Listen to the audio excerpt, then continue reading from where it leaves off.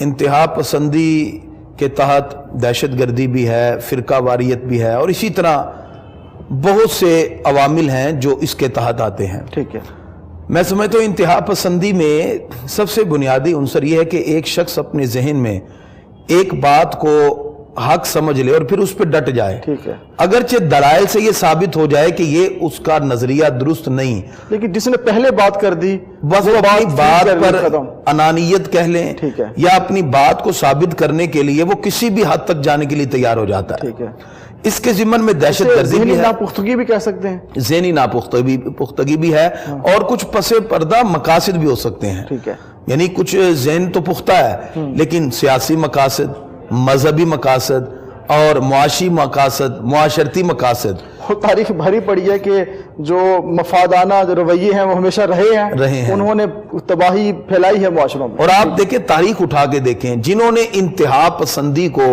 خصوصی طور پر اپنایا، خواہ وہ اپنے سیاسی مقاصد کی تکمیل کے لیے، مذہبی، معاشی، معاشرتی، ان مقاصد کی تکمیل کے لیے وہ ان رویوں کو اپنا کر کوشش تو یہ کرتے ہیں کہ اپنا دھونس دوسرے لوگوں پر جما دیا جائے، لیکن جو حقانیت ہے وہ تو حقانیت ہے۔ اگر ہم دیکھتے ہیں امام علی مقام کی ذات اقدس کو، تو انہوں نے حق کے علم کو بلند کیا، اور جس بات پر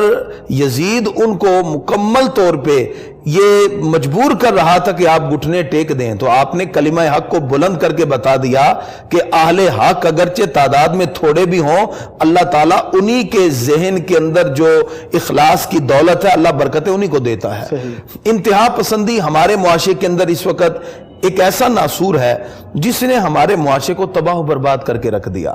آپ مذہبی حلقوں میں دیکھیں، آپ کا بھی تعلق رہتا ہے، بہت سی انتہا پسندی کی جو ہے لہر پائی جا رہی ہے، اور چھوٹی چھوٹی باتوں پہ وقاص صاحب کفر تک کی بات، اور میں سے نیچے تو آتے نہیں ہیں، آتے ہی نہیں ہے، پہلا فتوی کفر کا ہوتا ہے، باقی باتیں بعد میں کرتے ہیں۔ بعد میں، حالانکہ وہ مختلف مقامات پر مجتہدین نے لکھا، فقہاء نے لکھا کہ اگر کسی کے کلام میں 99 اگر علامات یا کچھ کلمے میں شبہات اسلام کے پائے جائیں تو پھر بھی آپ کفر کی بات نہ کریں، قول سری کو چھوڑ کر میں عرض کرتا ہوں۔ تو اب یہاں شبہات کے اوپر ہی تھوڑی سی بات، یقین کریں میرے سامنے ایسے بہت سے کیسز آئے کہ ایسے معاملات کے بغیر تحقیق کیے کسی کے اوپر کفر کا فتویٰ۔ ایک تو ہے کفر کا فتویٰ، دوسرا یہ ہے کہ اپنے مسلک سے نکال دینا، کسی کو بات کی اس مسلک سے کوئی تعلق نہیں ہے، اس کا اس مسلک سے کوئی تعلق نہیں ہے، پھر کفر پہ آ جاتے ہیں۔ اچھا، اور اتھارٹی کس کے پاس ہے؟ یہی تو سوال ہے کہ اتھارٹی کس کے پاس ہے؟ اتھارٹی کس کے پاس ہے جو کسی کو کسی سے نکال کے رکھ دیتا ہے؟ آپ تو مذہب کی بات کرتے ہیں، یعنی مسلک کی بات کرتے ہیں، لوگ مذاہب سے ہی جو ہے نکال کے۔ اچھا، اب اس میں سمجھتا ہوں، رات بھی ایک جگہ ہم بیٹھے تھے کہ ایک تو ہمارے اندر یہ رویہ ہے کہ ہم کسی کی بات کو سننے کے لیے تیار ہی نہیں، جب آپ سنیں گے نہیں تو آپ کسی ایک مقام پہ اور کسی ایک نظریے پہ کیسے متفق ہو سکتے ہیں؟ آج آپ دیکھ لیجئے مذہبی طور پہ انتشار ہے، کچھ لوگ سیاسی مقاصد کے لیے انتہا پسندی کو عام کرتے ہیں۔ یاد رکھیے، اسلام نے جو ہمیں خوبصورت تصور دیا وہ نبی کریم صلی اللہ تعالی علیہ وسلم کی خوبصورت تعلیمات ہیں۔ وہ لوگ جو مذہب کا لبادہ اوڑھ کر ایک مسلم ریاست کے اندر ایک نئی ریاست کو ڈکلیئر کر دیتے ہیں، ایک ریاست میں رہتے ہوئے قانون ریاست کو پامال کر کے ریٹ کو چیلنج کر